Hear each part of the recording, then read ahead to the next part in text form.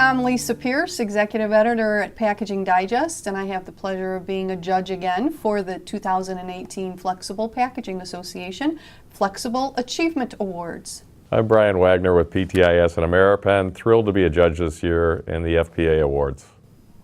Hi, I'm Jungmin Shin, Professor of California Industrial Technology and Packaging Department.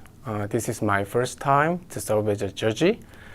And I'm very glad to see a lot of advance in technological innovation. Over the years, as I've been a judge in this competition, each time I think to myself, you know, the innovation has been just amazing. How can it possibly continue to get better and, you know, really make an impact on me as a judge?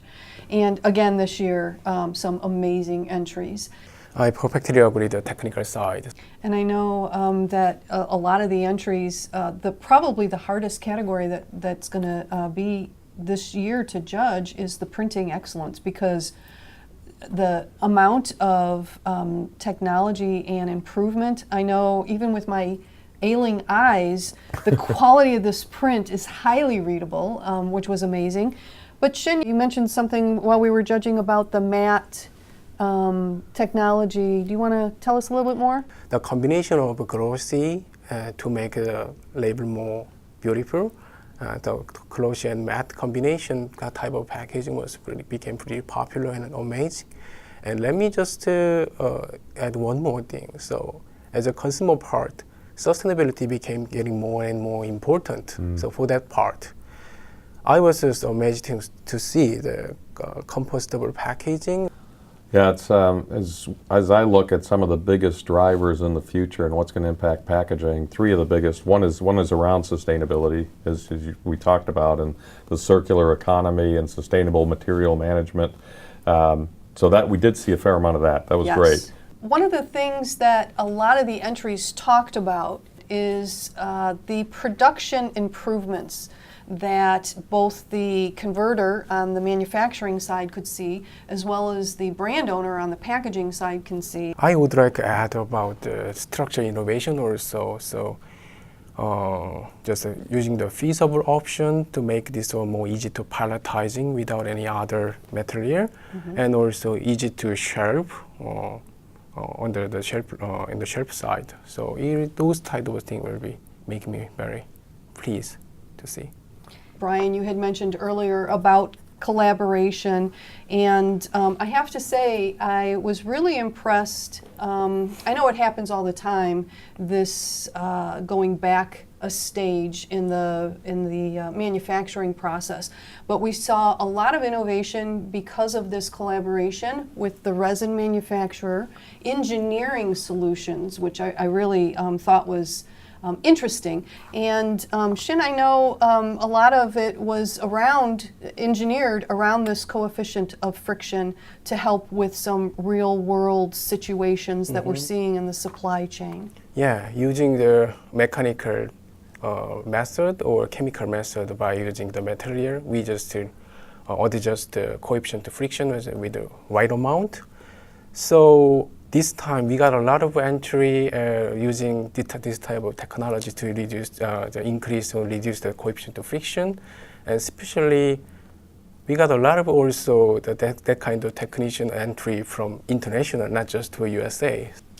And Brian, you wanted to say something about the collaboration aspect of it. That seemed to strike you as well when you were reading some of the entries. It's it. I'm always impressed when it's multiple players across the value chain who are working together to deliver results, because seldom does one company or one person deliver results. And you'd mentioned engineering, automation, pre-press companies helping to deliver new solutions, raw material suppliers, converters, and then even within brand owner companies, I'm seeing stronger collaboration than I've seen in years.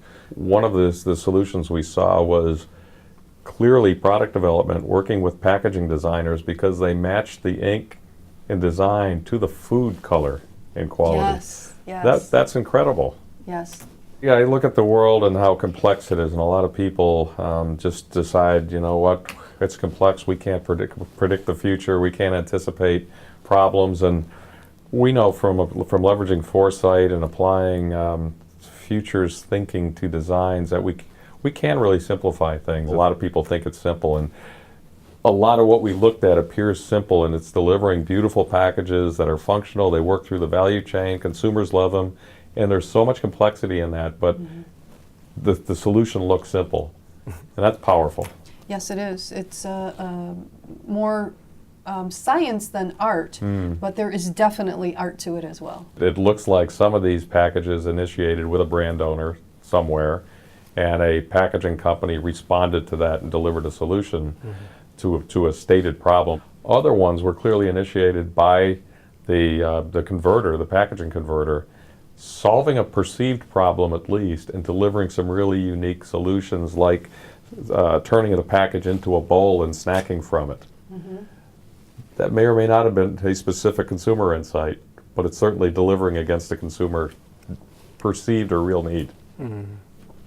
Very perceptive in what their customers might need or want without even having to be asked. I think companies are realizing products are purchased emotionally, and consumers try to justify their decisions rationally. So if we ask you, do you need a window on that pouch? Do you want to see what's inside? Emotionally, they really do care. They want to see what's inside. To them, it's a trusted brand. If they can look in there, that brand is delivering that visual expectation in advance before I ever open a pack. So there were a lot of packages with clear and with windows that were called out as part of the design. And with very complex structures too, Extremely. which is not so easy to do. Well, we certainly did see a lot of innovation here today, Brian, Shin, myself, and looking forward to presenting the winners.